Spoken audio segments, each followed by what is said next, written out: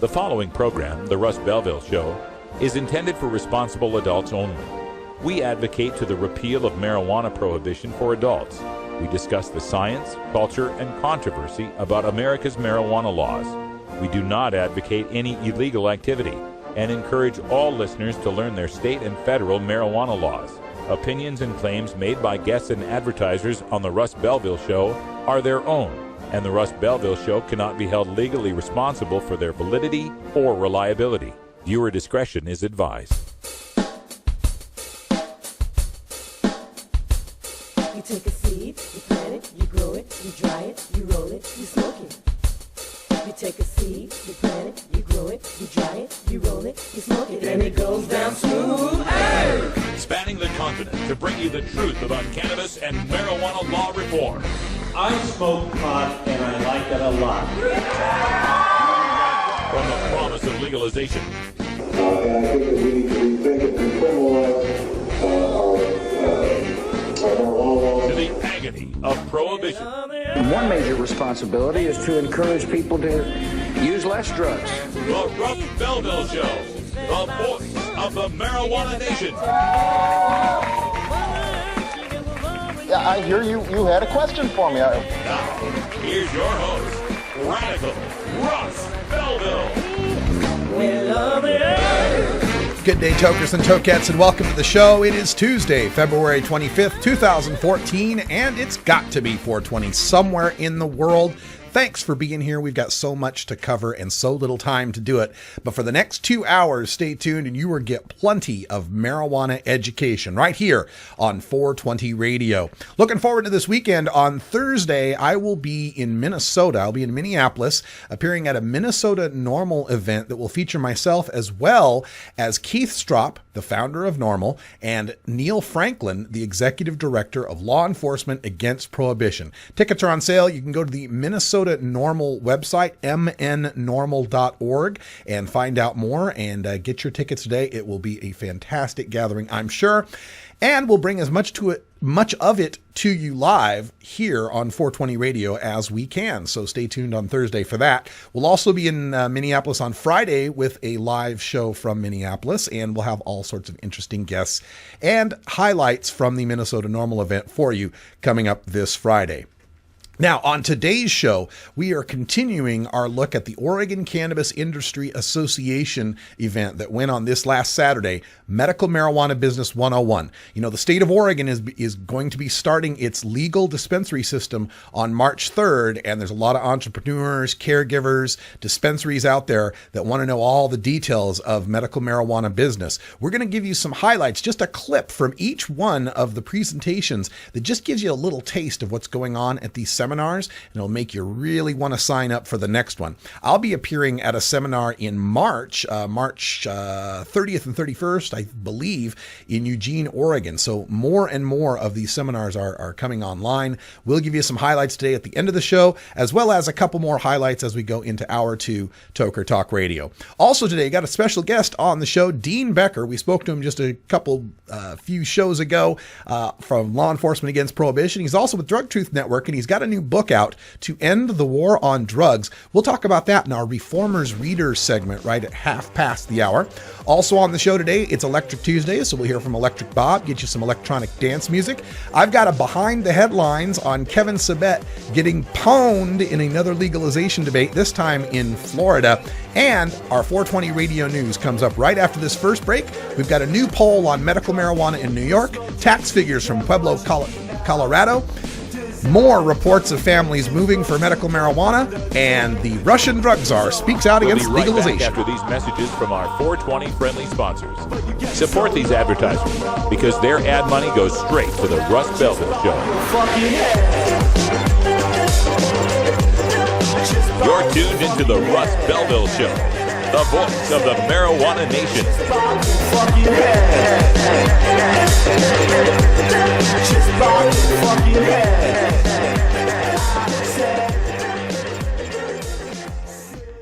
I'm Radical Russ Belville, and I want to thank you for listening to 420 Radio. We couldn't survive without you and our sponsors, and I'd like you to check out one of our prime sponsors, the National Cannabis Coalition. I've been working with NCC since June of 2012, and I'm proud to be part of the team they have assembled. National Cannabis Coalition is building the partnerships with reformers, lawmakers, and industry we need to be successful.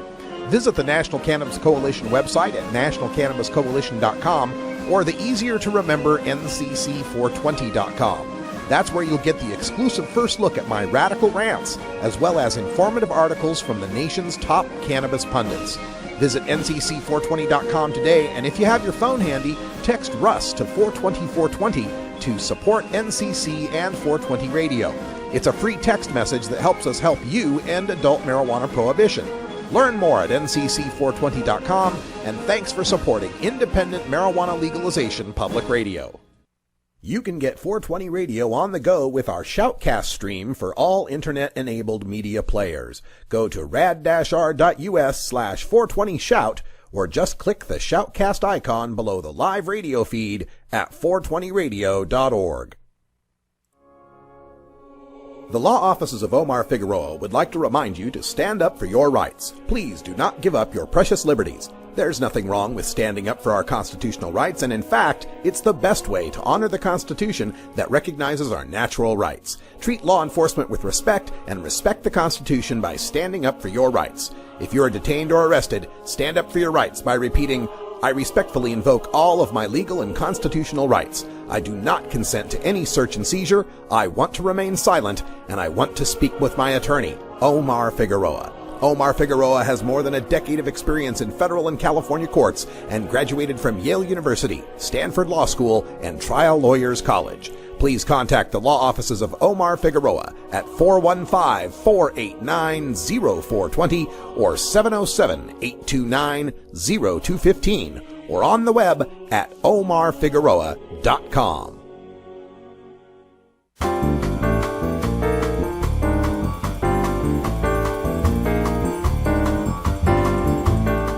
This is your 420 Radio News for Tuesday, February 25th, 2014, brought to you by the National Cannabis Coalition. I'm Russ Belville. A new Siena College Research Institute poll finds that New Yorkers favor a more expansive medical marijuana program than proposed by Governor Andrew Cuomo. The governor announced his plan to revive an obscure statute that would allow up to 20 research hospitals in New York to do limited study on medical marijuana without any guarantee there would be any marijuana grown or supplied to the program. Just 32% of New Yorkers favored Governor Cuomo's plan, while 45% said, quote, New York should immediately move beyond a test program and make medical marijuana legal, as about 20 states have already done, end quote. Only 1/5 of New Yorkers said that medical marijuana should remain illegal. On legalization, however, a majority of 53% opposed making marijuana legal, as Washington and Colorado have done. Men slightly prefer legalization, 49% to 48%, but women's support lags 11 points behind on legalization, with only 38% support among women and 58% opposition. Pueblo County, Colorado is the first of the Centennial State's 64 counties to report its January marijuana sales tax figures. The two pot shops in the county generated about $1 million in sales for the month and generated $56,000 for the county in sales taxes. The Pueblo County clerk estimates that with the 3 more pot shops that opened in the county in February, the county will produce $11.2 million in pot sales for the year and generate $670,000 in tax revenue, derived mostly from a 3.5% pot tax county voters approved last year. Most of Colorado's pot shops are in Denver County, and statewide tax revenue totals are expected early next month. More mainstream media are reporting on the so-called Undergreen Railroad of families moving cross-country to access medical marijuana for their children. The Chicago Tribune reported on the Gross family's emigration from Naperville, Illinois to Colorado to get high CBD, low THC oil for their son Chase. His severe seizures, numbering 100 or more a day, have been dramatically reduced once he began the oil. His father, Randy, explains that Chase had tried 10 different pharmaceuticals that didn't work and came with severe side effects.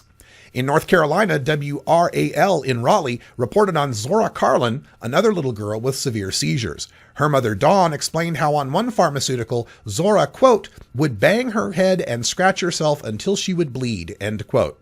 The Carlins wish to follow another North Carolina family, the Gormans, who say thanks to their daughter's use of cannabis oil, quote, "She has made more progress in 1 month with fine motor skills than she's made in 5 years," end quote. Smoking pot is another thing one must keep in the closet in Vladimir Putin's Russia. Viktor Ivanov, the equivalent of Russia's drug czar, sounded very similar to his American counterpart when he told Interfax news agency, quote, "Marijuana users have a 50 or 60 times higher risk of switching to heroin. There is one step from dope to heroin," end quote. Ivanov made unfounded claims that recreational marijuana smokers suffer from schizophrenia, depression, and dissatisfaction with life, and said marijuana would never be legalized in Russia. Quote, "Today we live in the age of high technology. A lot of things are managed with the help of computer systems. Someone who works at a nuclear power plant can wreak real havoc after smoking marijuana," end quote, Ivanov warned. Ivanov has called Uruguay's movement to legalize marijuana, quote, "a mistake," end quote. Russian law makes no distinction between marijuana and hard drugs. Dealers and traffickers can get lengthy prison sentences. Officials in New Hampshire might not issue medical marijuana cards to patients until dispensaries are up and running sometime next year. Under the law passed in 2013, the state has until July 23rd to issue rules to issue medical marijuana cards, but the law doesn't require the state to actually issue them. Senior Assistant Attorney General Michael Brown says that the medical marijuana law only protects patients for the possession of marijuana that was purchased at a dispensary. Matt Simon, who directs Marijuana Policy Project's efforts in New Hampshire, blasted the delay, arguing that the cards were meant to protect sick people from arrest for marijuana use, period.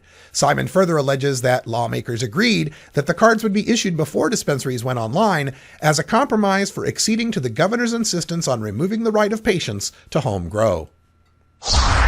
An Oregon House committee has reinstated language allowing cities to ban dispensaries. Senate Bill 1531, which emerged from the Senate with the local ban language removed, is being heard now in the House, where medical marijuana opponents are dissatisfied with the Senate's version that only allows the regulation of time, place, and manner of dispensary operations, but forbids bans.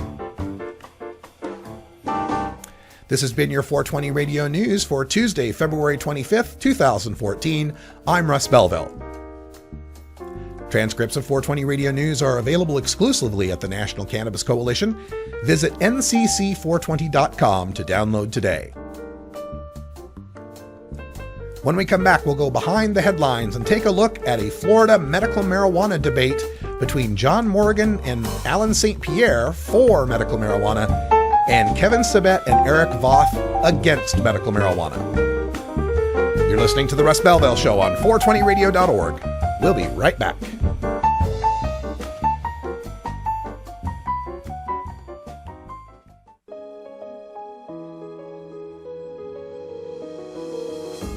Cannabis Outreach Collective is an alternative health and wellness option located in Gladstone, Oregon, that serves patients in the Portland area and beyond. We are a full-service alternative health and wellness collective accommodating patients with natural, organic, holistic, and homeopathic remedies, nutritional guidance, advice, education, and medical cannabis, fully in accordance with Oregon OMMP law. You can find out more about Cannabis Outreach Collective on Facebook at COC503 or by emailing cannabisoutreachcollective503@gmail.com or by telephone at 503-853-1319. Check out our menu on Weed Maps and visit Cannabis Outreach Collective today.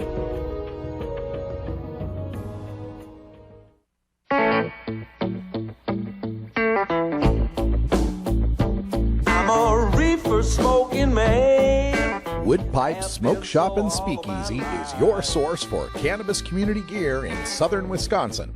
Owners Brian and Tammy Wood are located in Kendall, just outside of Madison, and they've got everything for the smoking enthusiast, including a full assortment of pipes, water pipes, hookahs, bubblers, one-hitters, and so much more. They're open noon to 8 p.m. Monday through Saturday and can help you with your detoxification therapies as well. Call 608-466-7473 or email woodpipes@yahoo.com for more information. That's 608-466-7473 or email woodpipes@yahoo.com. And as always, go pack go. Hello, I am John. I'm Scott. We're from a cannabis broadcast. And you are listening to 420radio.org. Cheers.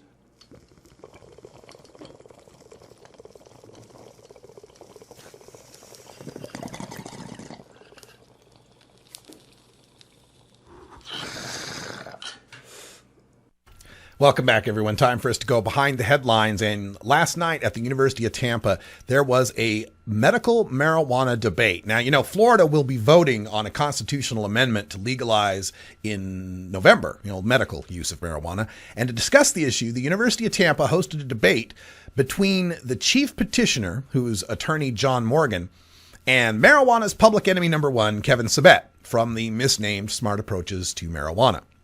Joining Morgan on the pro side of the debate was Alan St. Pierre, the director of NORML, and joining Sabet on the con side was Kansas anti-pot shill Dr. Eric Voth of the Institute on Global Drug Policy. Now, the inclusion of Alan St. Pierre, the head of the nation's pot legalization lobby, drew a bit of concern from Morgan, who's keen to keep the debate about medical use, not recreational. When St. Pierre introduced himself, Morgan asked, "You're on my side?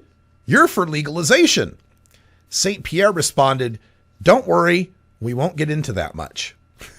But the drug warriors, of course, were quick to pounce on St. Pierre's inclusion. Voth said, quote, "This is not about medicine. This is about legalization."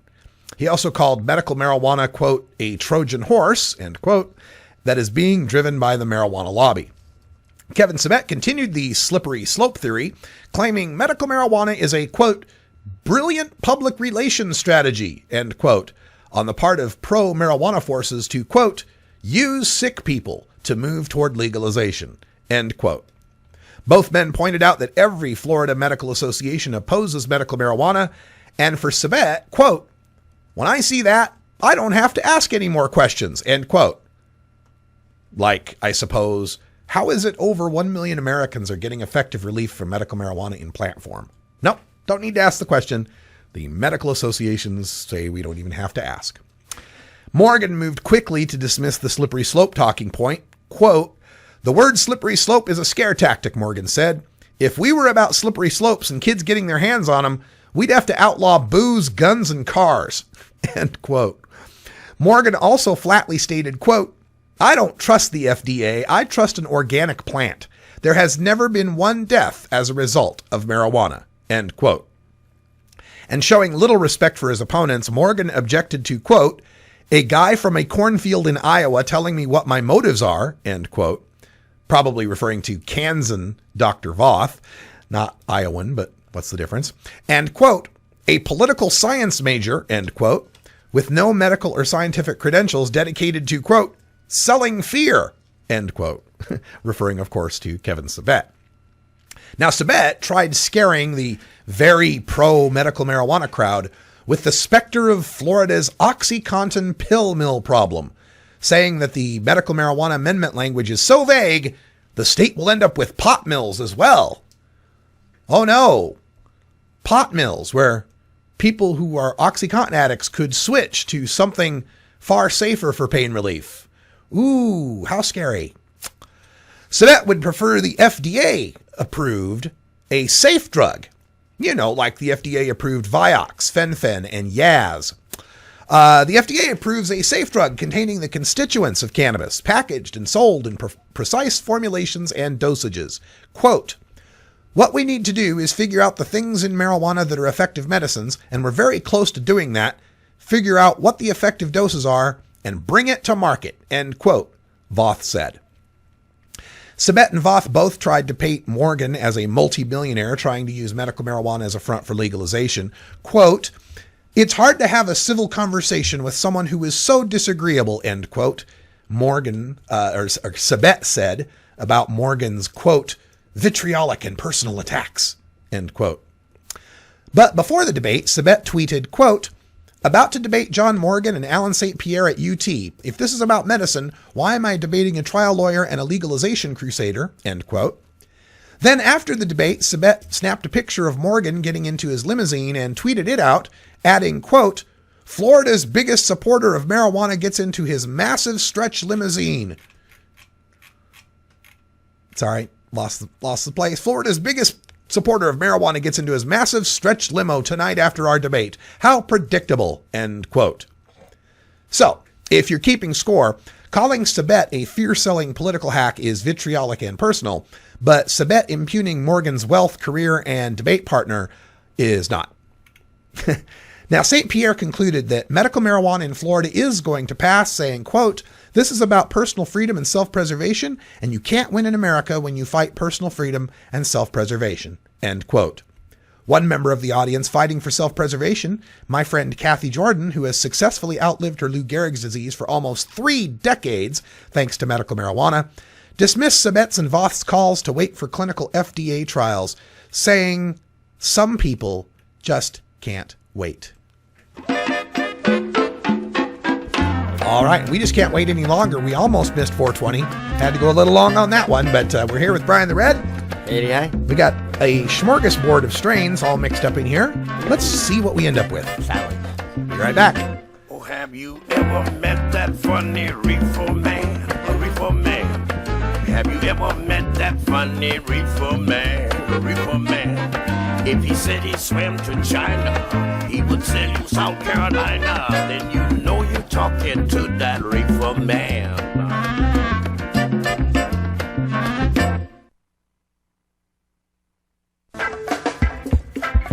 I'm Sub Cool from Team Green Avenger. At TGAgenetics.com, we are working on the leading edge of medical strains. Our strains are rigorously tested for THC, CBD, THCV, and other critical cannabinoids. Know your grow. Check out our genetic diversity at TGAgenetics.com, the home of Jelly Bean, Jack the Ripper, Vortex, and other award-winning cannabis strains.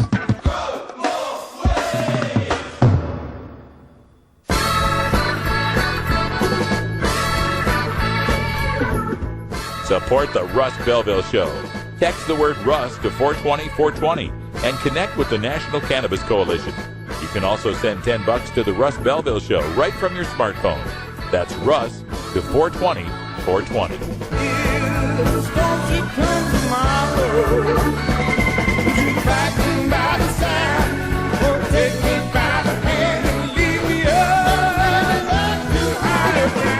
You're listening to Radical Russ on the Russ Belville Show.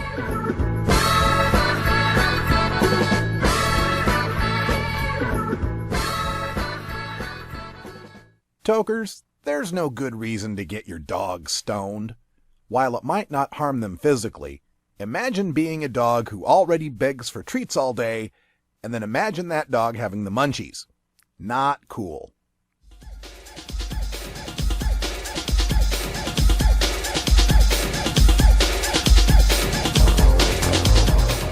Everyone knows music and marijuana go together, so let's wind up our 20 after break with the Russ Belville Show's Daily Toker Tunes, the best in pod-safe 420 music from around the web. Today is Electric Tuesday, featuring the latest in electronic dance music and other cutting-edge genres. Now, sit back and enjoy your Daily Toker Tune. All right, welcome back, everybody. It is Electric Tuesday, and that means we turn things over to our friend in Arizona, Electric Bob, who's got our Electric Tuesday music for us. How you doing, Bob? Bob, are you there? Oh, we're getting nothing but static from Electric Bob, unfortunately. All right. Well, I want to remind everyone that Electric Bob's show, Electric Bob's Boogaloo, debuts at 10 p.m. Wednesday nights here on 420 Radio. You'll always get the latest in electronic dance music and other interesting experimental music that Electric Bob pulls up for you. And you can check out some of the archives on our website, 420radio.org. Just scroll down a bit and you'll be able to find the information there and the archives for the previous shows. For today's show, we're going to bring you some music from a man named Scatman John, and the tune is called Everybody Jam, the single mix. Enjoy. Hey, Louie! Yeah? Is that you? Yes. Oh, I'm Scatman John. Would you like to sing a song, man? Well, sure could. Look out. 1, 2, 3, 4.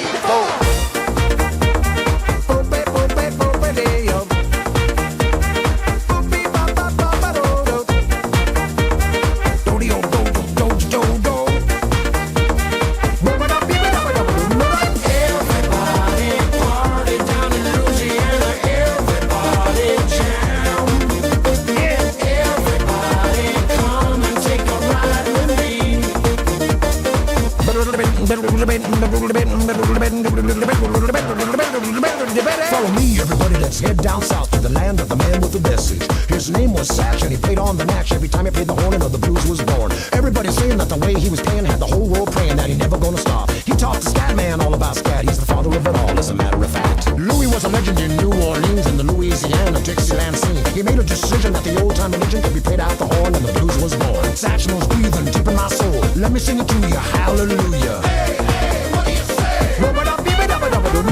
Everybody party down in Louisiana. Everybody jam. Everybody come and take a ride with me. What do you say? Get out the way, let Louis play.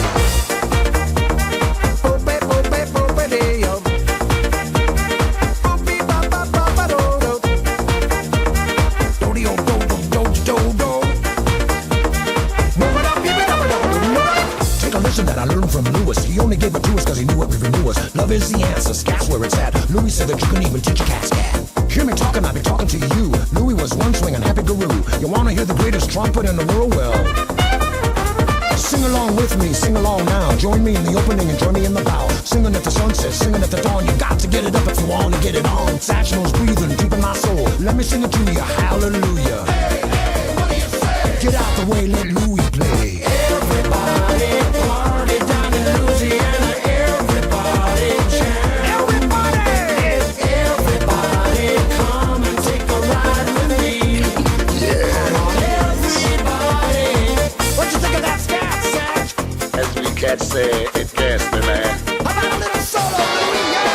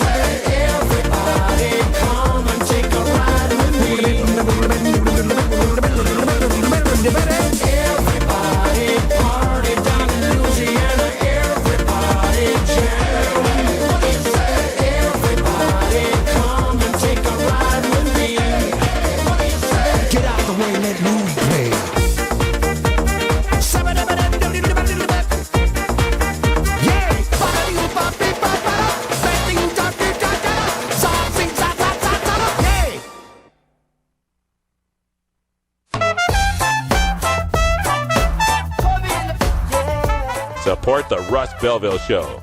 Text the word Russ to 420-420 and connect with the National Cannabis Coalition. You can also send $10 to the Russ Belville Show right from your smartphone. That's Russ to 420-420. In the afternoon, if I'm home, I smoke marijuana. You're listening to Radical Russ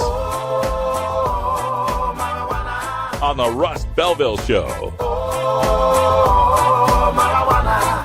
Yeah, yeah. Oh, I got my gun. I'm not saying he's a loser or anything. He's a dork. Dork! Yeah. I mean, no, we're not like, you know, we're having fun being cool, and he's just in a different stuff. Well, I hang out with my friends mostly. Girls think I'm cool. But he's, you know, I'm into sports. Well, I used to be into sports, but now, yeah, chicks dig me.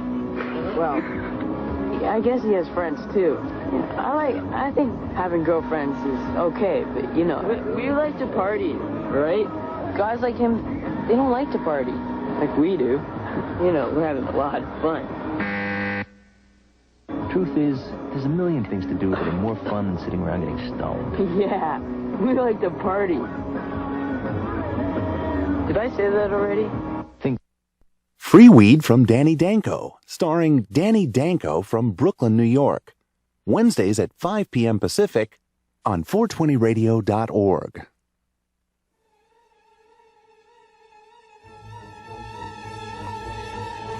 The best weapon you can have in the Prohibition War is your mind.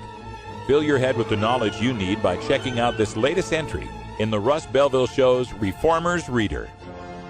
Welcome back, everybody. Half past the hour, and we're rejoined by one of our favorite guests here on the Russ Belville Show, but in a different capacity as author of the new book, To End the War on Drugs. We welcome to Reformer's reader, Dean Becker from the Drug Truth Network. Dean, welcome back. Oh, Russ, good to be with you, my friend. All right. So you've got a new book out. I've got the cover shot up on the screen, To End the War on Drugs, and I can't quite make out the subtitle. Can you tell me what that is? It says, A Guide for Politicians, the Press, and Public. I'm glad that you've got that subtitle in there, because I think one of the things that we're dealing with now in the post-legalization realm, as more and more states are beginning to legalize, and the Gallup polls are showing massive support for this, is you have a lot of politicians, elected officials, police officials even, who see the handwriting on the wall. They know it's kind of an inevitable. And is this book then your attempt to give them a way to save face, a way to back out of their position of being drug warriors? It is indeed. I mean, I am challenging their logic, their intellect, their whole damn perspective. I mean, really. And but I'm also offering the words of scientists, doctors, cops, prosecutors, people with knowledge in the field, in the trenches of the drug war, who have come to the realization that it is a futile effort, and they offer ways and means where we can walk away from this bailiwick, this horrible situation of drug war. It's a guide for politicians, the press, and the public. Do you have different messages for the three, or do all three get kind of different versions of the same message? Well, I do. I don't know how to say it. There is not like a list of do step 1, 2, 3. Mm-hmm. The desire of the book is to educate, again, the press, the public, the politicians, to alternatives, to different perspectives, to other ways that other countries and or we can step away from this drug war. The best way to put it is the information is there. It's to be utilized. It's to be gathered and put to work by these same politicians, press, and public. I have links in there for, I think, 20 different organizations people can get involved with. I have phone numbers so they can call toll-free to their congressman or their senator. Just basically a kick in the butt to everybody to just look at what we've done, see if you can find any benefit to continuing this, and I submit there is no benefit, and to set to work, to do their part, to dare to speak what they know to be true. You know, when you list them out that way, politicians, the press, and the public, it's almost like from least understanding to greatest understanding. Politicians having the least understanding, the press starting to get it. We're starting to see some of the press call out these drug warriors on their lies. And then the public, the latest polls have shown, you know, they're not believing the gateway theory anymore. They're overwhelmingly support medical marijuana. They overwhelmingly agree with the president that marijuana is no more harmful than alcohol. What things would you like to see politicians, the press, and the public get educated on now? What do you see as the points that still have yet to be to sink into the public's mind? Well, I think my last chapter is called What is the Benefit? And it challenges the logic of believing that this drug war will ever achieve its stated goals, that it has never achieved its stated goals, and that we must find a better way. And I think the challenge really is to tear down the belief system. The drug war is nothing but a belief system, quasi-religion, if you will. And people just believe what they've been told, what their daddy said, what the governor said, without ever investigating, without ever delving into the history of the bigotry and the lies that started this drug war. And that will continue to this day. It's still bigoted and, full of prevarication. And we've got to just pause a moment and realize we have been duped. There is no justification for this drug war. I want heroin, cocaine, and meth legal. I want it sold to adults at the drugstore for a penny on the black market dollar. I want to destroy the gangs.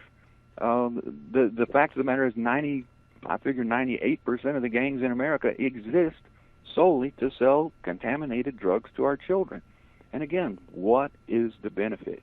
And I submit there is nothing that stacks up against the horrible blowback of this drug war.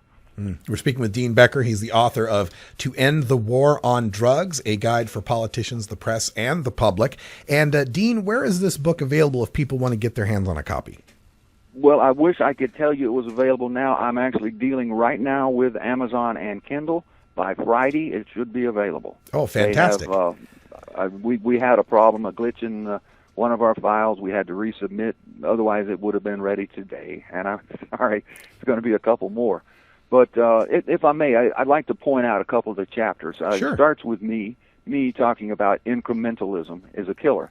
And I support every incremental effort, medical marijuana, needle exchange, harm reduction, any and everything there is. My shows reflect that. But I think we need to be a little more bold. We need to ask for a little more.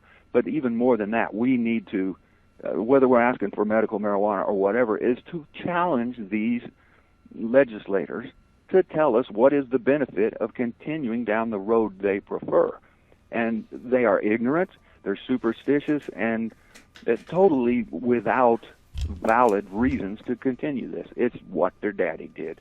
And I guess what I'm saying is we need to ask for more than just medical marijuana or even marijuana. We need to ask for a re-examination of the whole damn drug war.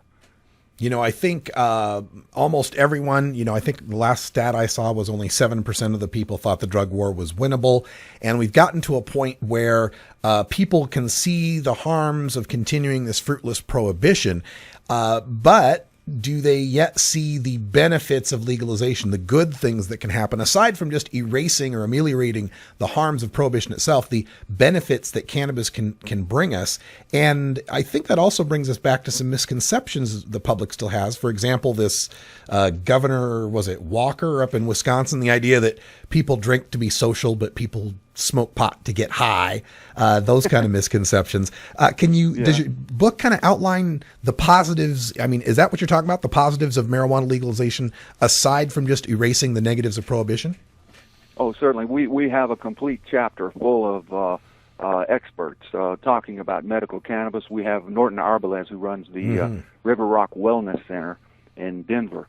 He gave us a tour, and he told us why they do what they do and how they're trying to adhere to the laws, follow it from seed to sale, and control it. We've got Dr. Mitch Earlywine, talks a lot about the benefits of cannabis. Dr. Jeffrey Guy, head of GW Pharmaceuticals, talking about their product Sativex. We got Dr. Carl Hart talking about more of the methamphetamine side of things. We got my now deceased Dr. Joel Hockman giving advice to parents and drug users on how to proceed. We've got a report from Philippe Lucas out of Canada, who I talked to him a couple of days ago. He's now opening up a 50,000 square foot grow house there in Victoria, Canada. There's a segment with Dr. Robert Melamede, and of course you know Dr. Melamede. He's really into that CBD stuff. We have a report from Dr. Todd Mikaria, one of the founding pot doctors, if you will. He's now deceased as well. Dr. Tom O'Connell, he's my marijuana recommender. Alexander Shulgin, Sasha Shulgin, talks about the psychedelics. And we have a segment from Dr. Donald Tashkin, a doctor who works for the U.S. government, for the National Institute on Drug Abuse, saying they found no harm other than a potential for bronchitis through the use of cannabis. So we're trying to educate people, to give them quotes that they can put in their letters to the editor, or that they can remember when they visit their senator or their local constable, that they can have powerful words to refute the stigma, the superstition, and the lies. Wow, Dean, that's not just a book. That's like an all-star team of marijuana researchers you just listed there. Well, that's one chapter. That's one chapter. We've got another one that Hippocratic or Hypocritical. It features Dr. Donald Abrams, who, again, has done a lot of research there in San Francisco. We got another one here from Dr. Mitch Earlywine, Dr. Jeffrey. Well, no, I did read that one. Oh, here we go. I'm crossing over here. We got Valerie Corral, We've got Mary Jane Borden. We've got Steve D'Angelo. We got Debbie Goldsberry. Dale Jones and her husband Jeff Jones. Kathy Jordan down in Florida fighting that battle. Justin Kuzer heads up Buds and Roses.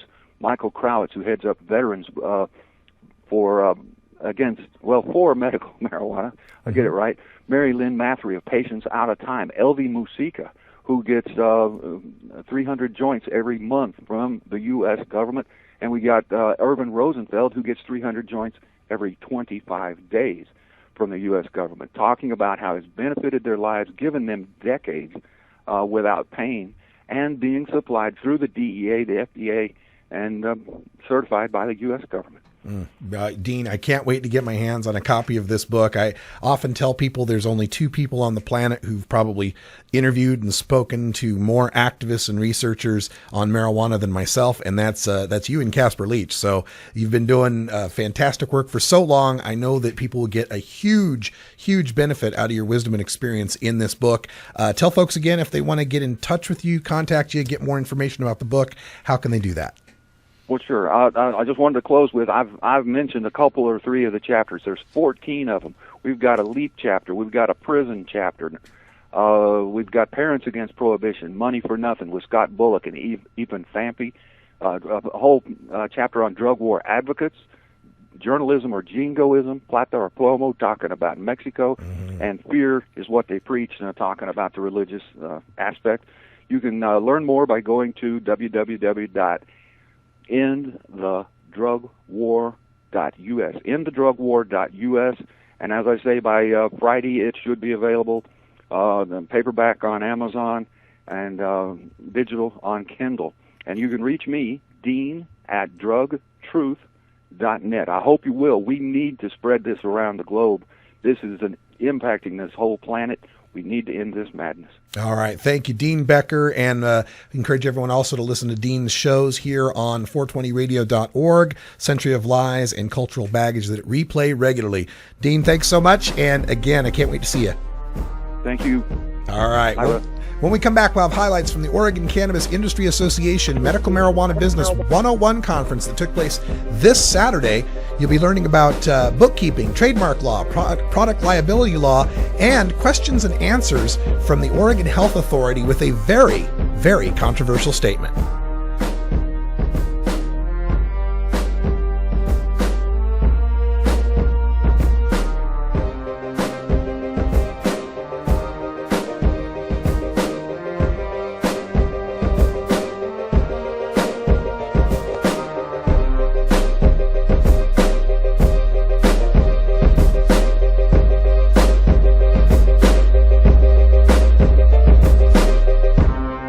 You're tuned into the Russ Belville Show, the voice of the marijuana nation.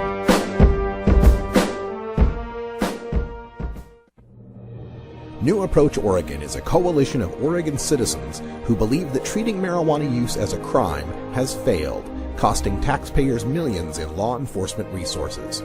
We believe it's time for a new approach on marijuana, and that Oregonians deserve a chance to decide in the 2014 general election. Our approach will regulate, tax, and legalize marijuana for adults in Oregon. By implementing a strict system to regulate, tax, and legalize marijuana, we can move Oregon forward and create new revenue for critical services.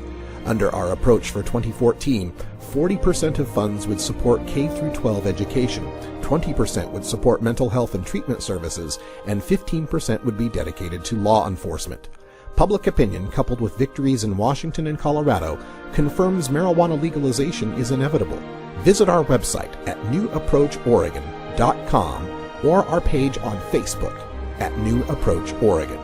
Thank you.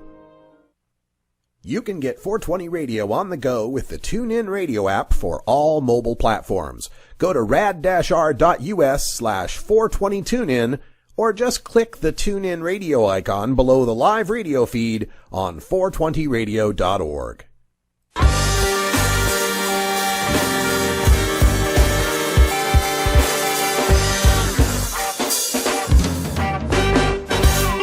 Activism begins with ACT.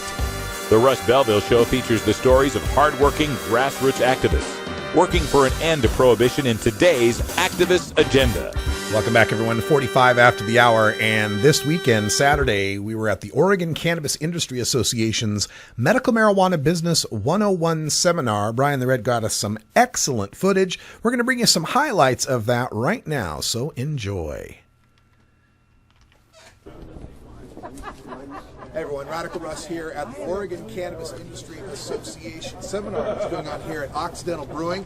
We are at the base of the St. John's Bridge here in North Portland, and it is literally standing room only inside there. Get a quick shot there of the inside. You can see that it's literally full, standing room only. They're going over contract law.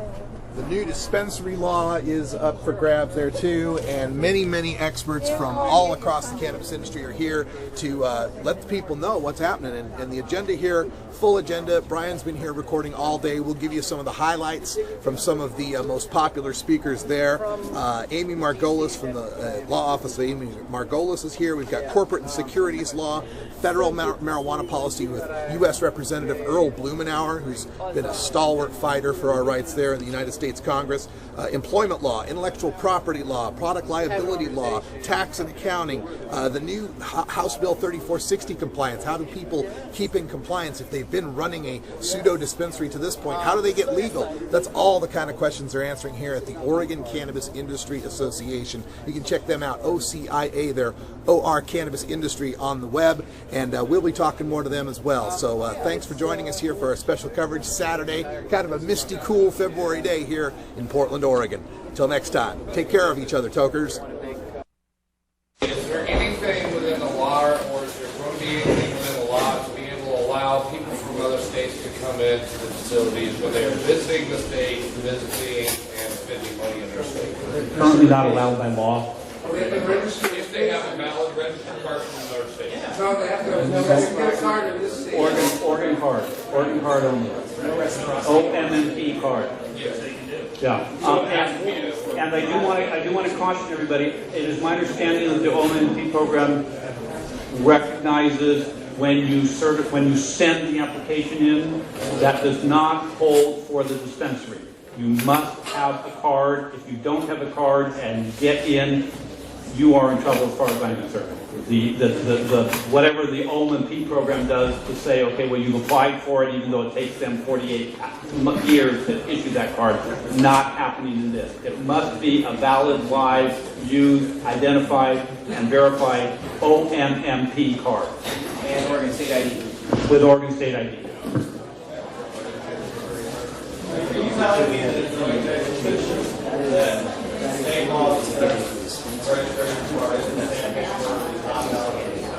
Yes.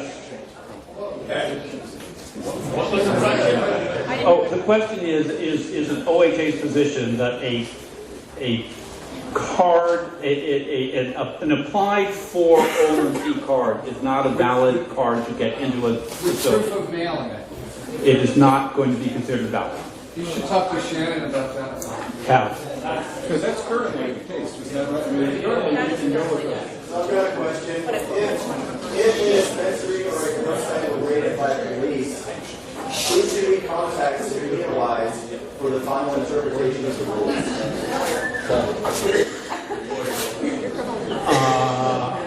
You mean if you want to know who to contact? If my website were to be raided by police in Oregon to go to court, who should I contact for the final interpretation of the rules of inspection? Well, first of all, we don't govern growth sites. So,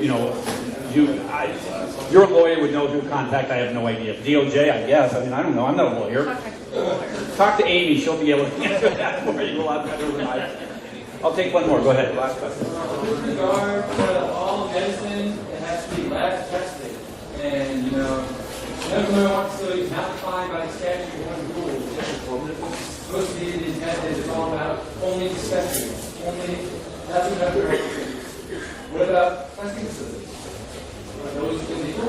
How's it going to get tested? Does it have to be within the facility? I mean, can a testing facility have 100 pounds on it? The question you want to ask is, can the testing facility register as a dispensary and be protected? Absolutely. We'll be more than happy to do that. They can be both. Can they be both? Yes. A facility and a lab can occupy the same physical space. And if they don't? And if they don't occupy the same physical space? Is it legal to have a testing facility that is not a dispensary? Not my job. Not my job. The number one problem that I see with any of my clients, and the majority of my clients are bookkeeping clients. I have a very small tax practice. For the reasons I said, I like to have kids and not work 70 hours a week for 4 hours a month, 4 months a year. I do a lot of books. I do a lot of books for lawyers. I do bars. I do strip clubs. I do entities that deal in cash, and that's you. And that's the number one place where these businesses have problems, is that you don't document the cash when it comes in gross, and you pay people out that you don't write receipts for, and then you have some at the end of the day that you maybe buy yourself dinner with or pay your mortgage, and you don't put any in the bank because that sucks, and you can't, right? There are a lot of very interesting problems that your industry has. But I want to back up. I mean, and we can talk about this for about 15 hours. You know, and you will. You'll talk about it. Hopefully, I would like to urge you to talk about it with someone, anyone that does tax law or is a CPA or is even a good tax preparer, because you need someone like us to help you. Not because you don't know what you're doing, but because the tax code is horrible and we don't all know it. And I have an acronym that supposedly says I do, and I don't. And it's very, very fact and circumstance specific. But in order to be considered a business, you have to act like one. And in order to act like a business, it's not just opening your doors and selling some sort of a product. You have to document how you did that, why you did that, where you did that. And really, if we go back to elementary school, who, what, when, where, why, how much. If you take anything away from what I say to you, that's it right there. So just keep in mind that what you'll be establishing as your trademark is your distinctive name associated with what your product or service is. In this case, the lawful sale of recreational use of cannabis or whatever it is that you might want to be using. There's something called an intent to use application, which means that I'm just about to start using it. Talk to a lawyer before you try this. Don't try this at home. Although, frankly, it's not all that difficult to register a trademark if you've got a simple one. Let's go to the next slide. How to take care of your trademark. So your trademark is Mansfield Law or Canana Banana. You need to use it continuously with your business. You can't just register it, have it up there one day, and then you never use it again. If you get the rights to have that trademark by continuing to use it, by using it and continuing to use it. If you stop using it for some period of time, you may have abandoned it, and somebody else can pick it up. Classic, the chock full of nuts. Before my time, there used to be a coffee, for some reason, called chock full of nuts. And it doesn't make any sense to me. Yeah, it's back because it was abandoned. Somebody abandoned it, somebody else picked it up and then started using it. And so it's going to be a little harder to do in the internet age because, of course, as we all know, digital data lives forever.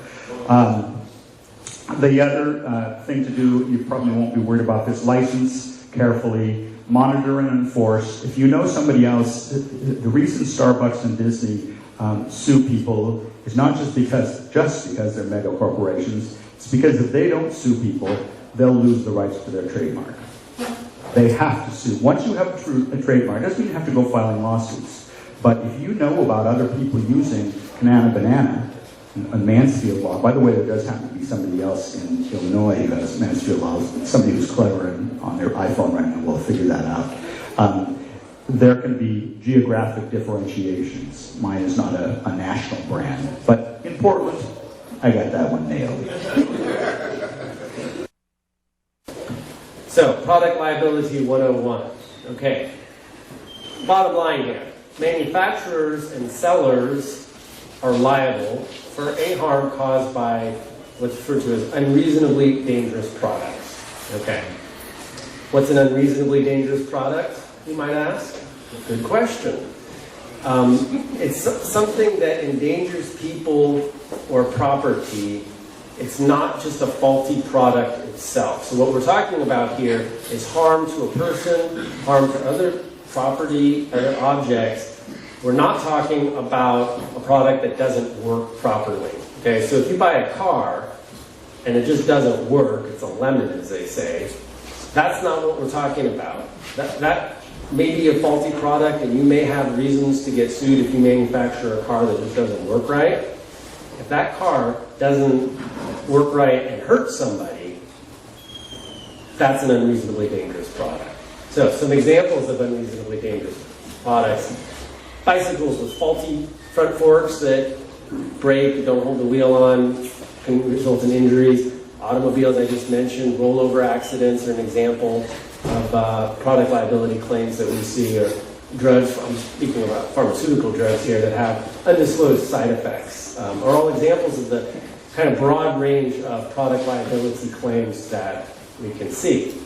So how do you know if a product is unreasonably dangerous? Because, of course, you have an example like a kitchen knife, right? That's something that's very sharp and is going to hurt somebody if they get cut. Does that make it unreasonably dangerous? Certainly the potential for an injury is there. The answer is no. That product is not unreasonably dangerous, because we look at whether a product is unreasonably dangerous based on a neat little artifice we call the consumer expectation test, which is the extent of risk an ordinary consumer would contemplate when purchasing a product with the knowledge of its characteristics common to the relevant community. Oh, what a mouthful. What does that mean? That's why I have a job, because what does that mean, right? We don't really know. What the concept basically is trying to get at is, when you buy a product, you expect it to perform a certain way. You buy a kitchen knife, you know it's going to be sharp. When you're cutting a tomato and you slice your finger, it's actually performing the way that it's intended to, and that's a danger that everybody should know exists when you buy a kitchen knife. Take an example like a pocket knife with a locking mechanism, also very sharp. You could anticipate you might get cut if you're whittling. I don't know if people whittle. Is that something people still do? If you're whittling and you cut yourself, that is probably known risk and danger of using that product. But if that locking mechanism breaks and you cut yourself for that reason, that's not what you would anticipate to happen when using that pocket knife, and so that product very well might be unreasonably dangerous. Okay, so that's what we're talking about. Just another presentation from the Oregon Cannabis Industry Association event that was just held this Saturday in St. John's, which is the St. John's area of Portland, Oregon, North Portland area. And we'll have more of that here coming up in hour 2. You just saw presentations on bookkeeping, trademark law, and product liability law. And then coming up in hour 2, we have some short highlights, presentations on property leasing, employment law, and intellectual property law. These are the kind of things that are happening in the growing marijuana industries as they become legal. And it always puts to lie that conspiracy theory that lawyers didn't want to legalize marijuana because they're making so much money on dime bag possession cases. Are you kidding me? You know how much money there is in marijuana business law now? That's all the time we got for hour 1. Thanks for joining us. In hour 2, we'll also have some reefer madness and a stupid stoner story. So a big hour 2, chock full of material. For Brian the Red, I'm Radical Russ. Thanks for joining us. And until next time, take care of each other, tokers.